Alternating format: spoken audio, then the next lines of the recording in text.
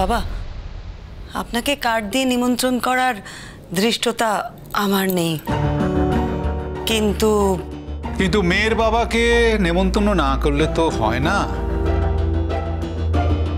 তাই মেয়ের বাবাকে আমরা নেমন্তন্ন করতে এসেছি।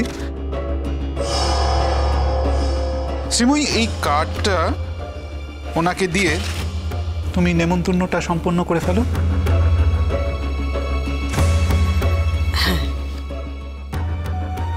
হ্যাঁ, যাও যাও।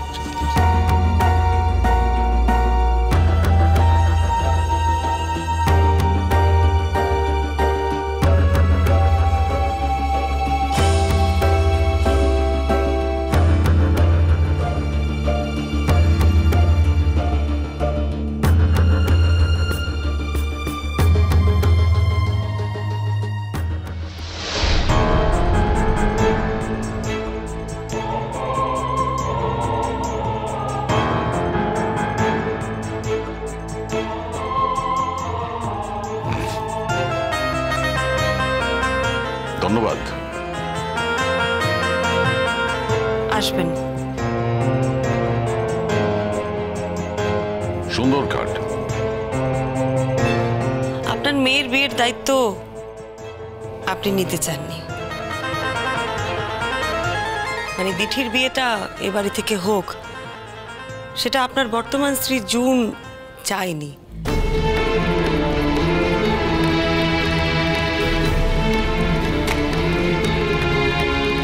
সেই জন্যে আপনার মেয়ের বিয়ের দায়িত্ব পালন রোহিত করছে, স্বতঃস্ফূর্তভাবে করছে।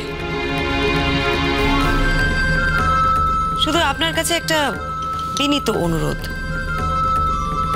বিয়ের দিন উপস্থিত থেকে দয়া করে আপনার মেয়ের মান সম্মানটা একটু রক্ষা করবেন, এটাই আমাদের আপনার কাছে অনুরোধ।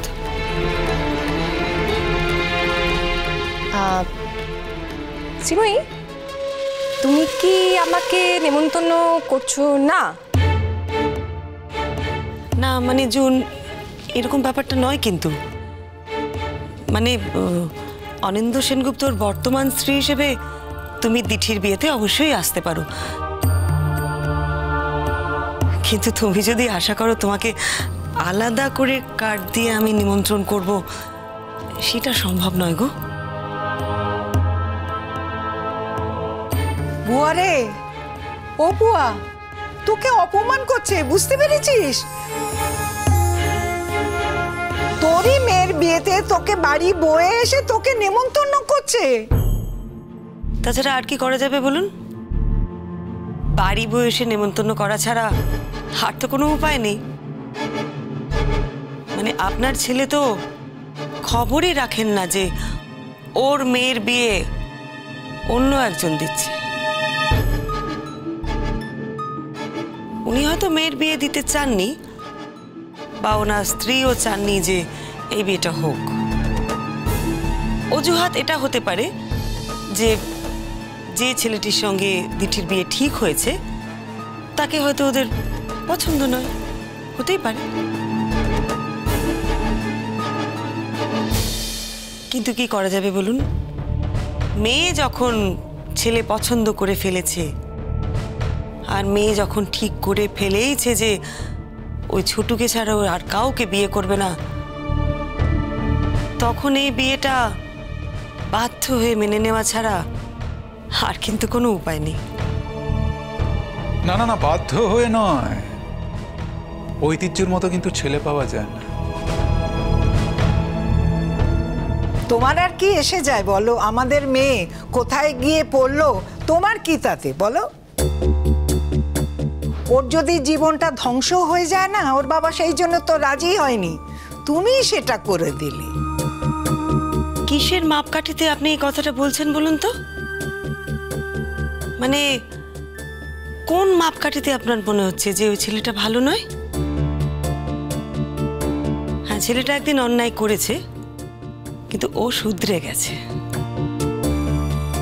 শুধু তাই নয়, আপনি আশা করে ভুলে যাননি ওই ছোট কিন্তু একদিন আমার জীবনটা বাঁচিয়েছে। হ্যাঁ, ও তো আমার জীবনটা বাঁচিয়েছিল, তাই হতে পারে এটাই হয়তো একটা কারণ, মানে ওকে অপছন্দ করার। কারণ আমি তো সবসময় দেখেছি যে আমাকে যে বাঁচায়, আমাকে যে সাপোর্ট করে, আমাকে যে ভালোবাসে, তাদের কাউকেই আপনারা কেউ পছন্দ করেন না। দেখুন, মা হিসেবে আমি মনে করেছি অনেক তাবড় তাবড় শিক্ষিত ছেলের থেকে ঐতিহ্য অনেক বেশি সৎ, অনেক বেশি লড়াকু। তাছাড়াও ঐতিহ্য ছেলেটি শিক্ষিত। আমি এখানে অবশ্য প্রকৃত শিক্ষার কথা বলছি। একাডেমিক কোয়ালিফিকেশনস মিন নাথিং। আমরা অনেক কোয়ালিফাইড লোকজনকে দেখেছি, চিনেছি, যারা মানুষ হিসেবে যাকে, আর সেটাও যদি বিচার করেন তবুও বলবো যে ছেলেটা শিক্ষিত ইন দ্য সেন্স দ্যাট ও গ্র্যাজুয়েশন করেছে, বিভিন্ন চাকরির পরীক্ষা দিয়েছে, আজ নয়তো কাল চাকরি পেয়ে যাবে। সুতরাং ইয়েস, শিক্ষিত। ওরে বুয়া, এত কষ্ট করে মেয়েকে লেখাপড়া শেখালি, এখন একজন বিয়ের দায়িত্ব পালন করতে গিয়ে কত বড় বড় কথা বলছে। একবার দেখ, একবার শোন। ওরে কিছু বল। আমার তো কিছু বলার নেই মা। মেয়ে যখন মেনে নিয়েছে, আমার সত্যি কিছু বলার নেই। কিন্তু গেস্ট হিসেবে মেয়ের বিয়েতে আমি যাব কিনা সেটার ব্যাপারে আমি কথা দিতে পারছি না। না না, আমরা কিন্তু একবারও বলিনি যে আপনাকে গেস্ট হয়ে আপনার মেয়ের বিয়েতে যেতে হবে। আপনি যদি নিজের থেকে মেয়ের বিয়েটা দিতেন, মিটে যেত ঝামেলা, সবকিছু ঠিকই থাকতো। আপনি কিন্তু সেটা দেননি, বরং অ্যাভয়েড করেছেন। সমস্ত দায়িত্ব থেকে পালিয়ে জীবনে বাঁচা যায় না অনিন্দ্য সেনগুপ্ত। যার দায়িত্ববোধ আছে সে শুধু নিজের মেয়ের দায়িত্ব পালন করে না, পরের মেয়ের দায়িত্ব পালন করে। আর সেই জলজ্যান্ত প্রমাণ রোহিত সেন দেখিয়ে দিয়েছে। তোমার কাছে আমার কৃতজ্ঞতার কোনো শেষ রইল না রোহিত। এটা আপনি কি বলছেন মেসমশাই? আচ্ছা, শ্রীময়ী সন্তান কি আমার সন্তান নয়? আমি তোর সব সন্তানকে নিজের সন্তানের মতো গ্রহণ করেছি।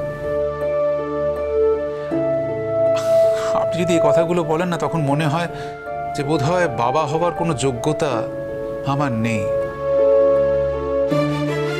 হয়তো সেই ইন্টেনশনে আমার ইচ্ছাতে কোনো খুঁত আছে বা কোনো খামতি আছে, তাই এই কথাগুলো বলছেন আমাকে। আর কর্তব্য বলছেন, এটাই তো আমার কর্তব্য। ধরুন আমার যদি মেয়ে থাকতো আজ, আমি বাবা হিসেবে কি ওর বিয়েতে সর্বস্ব নিয়ে ঝাঁপিয়ে পড়তাম না? আমার কথায় তুমি কোনো রকম আহত হলে আমি সত্যিই দুঃখিত রোহিত। দেখো, আমি তোমাকে অন্য কিছু বলতে চাইনি। দেখো, এই ব্যাপারে তো আমাদেরও কিছু কর্তব্য ছিল। তা আমি তো একেবারে অসহায় হয়ে গেছি, অক্ষম হয়ে গেছি। আর যে সক্ষম তার তো নিজের প্রতি নিয়ন্ত্রণ নেই, অন্য একজন তাকে নিয়ন্ত্রণ করে।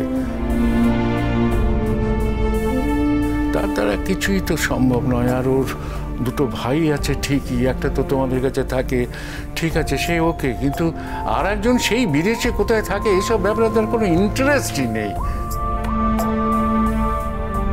সেই জন্য আমি পারিবারিক দিক থেকে ওই কৃতজ্ঞতার শব্দটা ব্যবহার করেছিলাম।